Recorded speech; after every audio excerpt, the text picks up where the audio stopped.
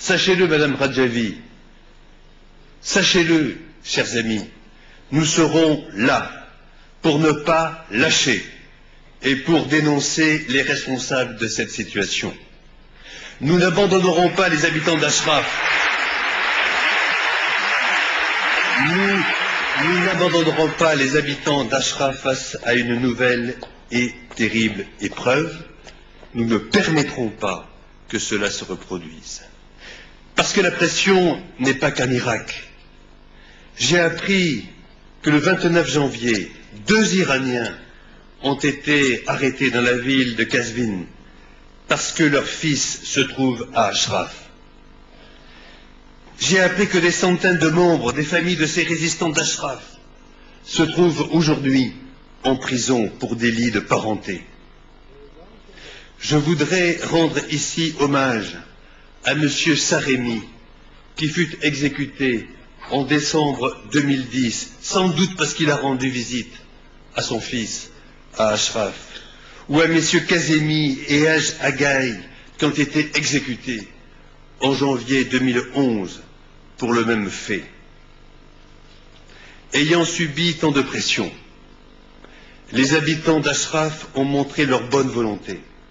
Et Madame Radjavi, vous avez montré votre attachement à une solution pacifique, en acceptant le principe de déplacement des Ashrafiens vers le camp Liberty sous certaines conditions.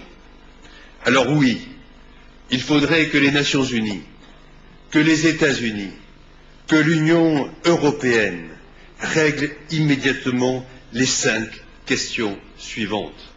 Premièrement, il ne devrait pas y avoir de police à l'intérieur du camp, dans la mesure où le camp Liberty est entouré par des bases militaires irakiennes et que tous les points d'entrée, tous les points de sortie sont sous le contrôle des forces irakiennes. La présence de la police à l'intérieur du camp n'a rien à voir avec une quelconque souveraineté irakienne. Elle est au contraire un facteur de répression qui pourrait provoquer un massacre. Deuxièmement, les résidents doivent avoir la possibilité d'aller au camp Liberty avec leurs véhicules et leurs meubles. Troisièmement, toute implication du régime iranien, de membres ou de représentants de l'ambassade de ce régime dont le sort des résidents d'Ashraf doit être catégoriquement évité. Quatrièmement, la liberté de circulation des résidents d'Ashraf doit être sauvegardée. Et enfin, cinquièmement, si de nouvelles entraves au transfert sont imposées par le gouvernement irakien et par le régime des mollahs, alors le Haut Comité pour les réfugiés devrait commencer à Ashraf le plus vite possible pour débuter ses entretiens, son processus de vérification, parce qu'il n'y aura plus de temps à perdre.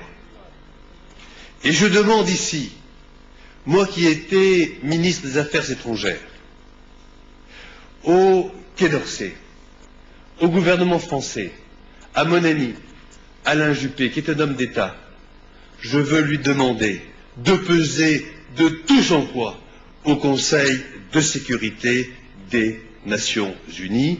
Oui, nous avons besoin de vous, nous avons besoin du gouvernement français, nous avons besoin du gouvernement des 5 membres permanents du Conseil de sécurité, parce que ça suffit.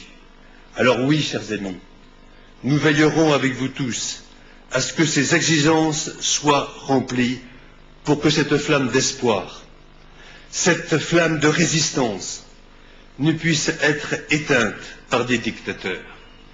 Parce qu'Ashraf puisse, pour qu'Ashraf puisse continuer à être ce phare de conscience, ce phare de lumière, ce phare aussi de dignité qui éclairera cette région du monde et montrera aux Iraniens soumis à la dictature le chemin sacré de la liberté. Moi aussi, Madame Radjavi, je veux saluer la résistance en Syrie qui se bat pour la liberté et pour la démocratie. Je veux condamner cette dictature sanglante.